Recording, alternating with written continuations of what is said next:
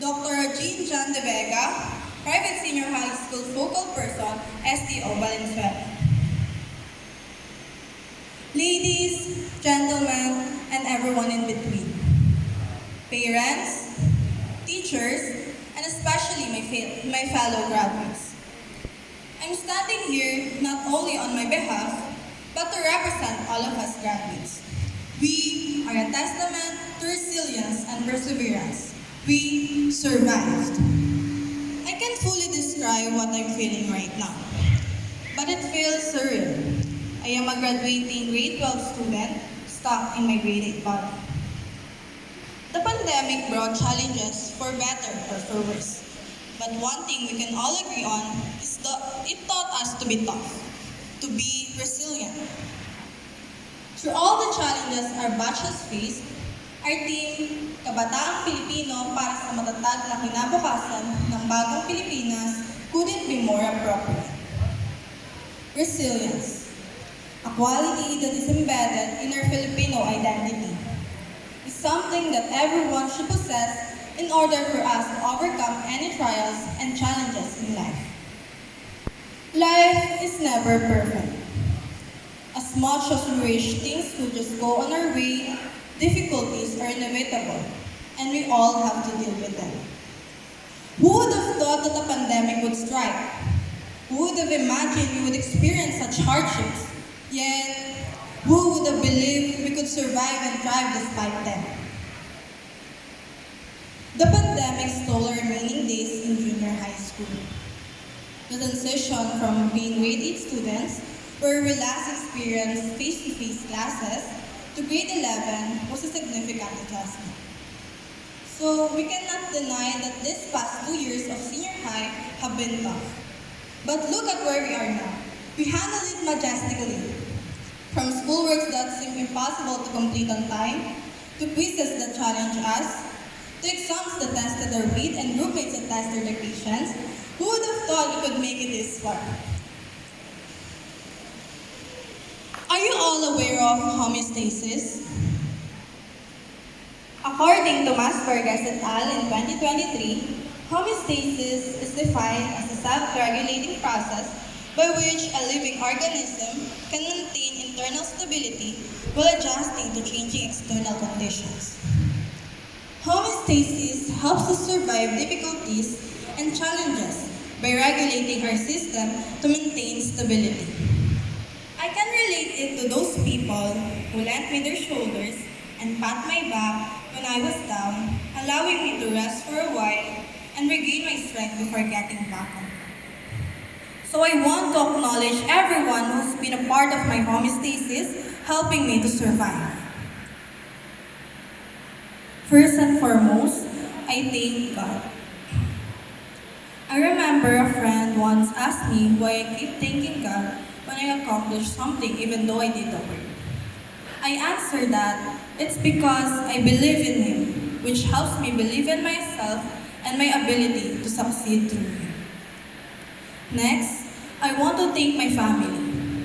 My mama, papa, Tito Sim, and my sister. They're the ones who work tirelessly behind the scenes to get me where I am today. They cheer, support, and encourage me, especially during times of self-doubt. I am here because of them. I also want to acknowledge my teachers for the knowledge you've imparted to us. The 7 teachers who guided us through our senior high school years. The lessons and knowledge you have shared will have a lasting impact, especially as we face the real world. And I would also like to thank all the staff here at NPAP for dedication to their work and for ensuring that our time in school feels like home. And of course, I won't forget my classmates and friends from different grade levels whom I met during these past 2 years and who have been my support systems as we face the same challenges. To my friends, especially my tall guests, you made my senior high school life bearable and fun. I am glad to have shared these past 2 years with you. But most importantly, I give credit to myself. Thank you for enduring sleepless nights, overcoming self-doubts, and now giving up. We all face different challenges on this journey. So whether or not you receive an award today, being here and graduating is a significant achievement. It symbolizes your dedication and hard work to reach this milestone. We all have different strengths. Some excel academically, others in sports, music, arts, or other areas. Therefore, you should not compare yourself to others, nor should anyone else compare you to others. We all possess unique talents that highlight our individuality. We did our best to survive and achieve what we have. So I want you all to give yourselves a warm round of applause for making it this far.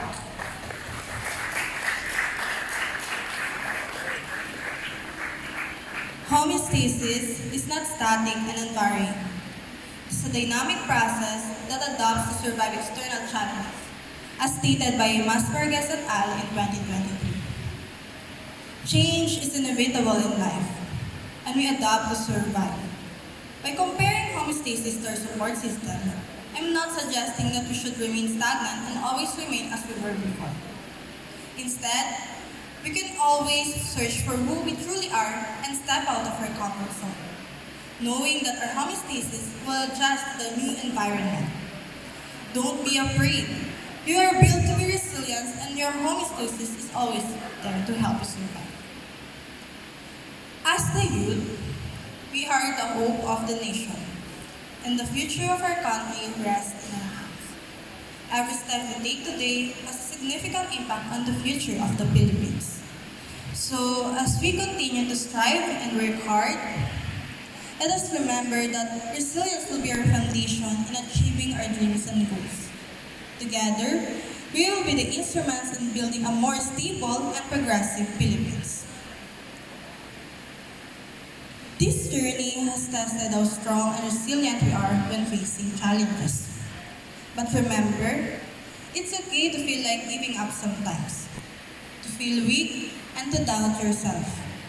By acknowledging these feelings, you can learn more about yourself and discover your capabilities. Know that you can always take a rest and recharge your energy. Aim to be your best every day, but remember that your best will look different each day. Doing your best, whatever that means on any given day, is enough.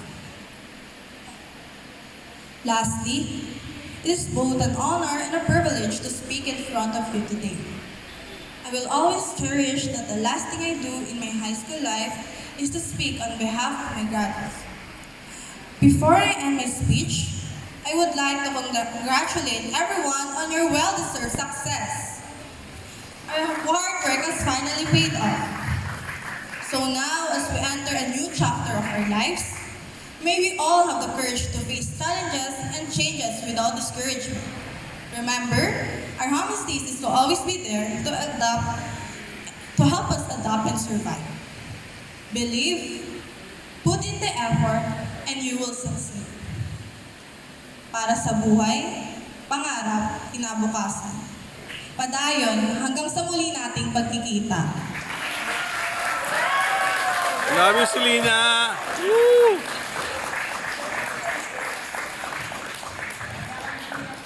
Thank you.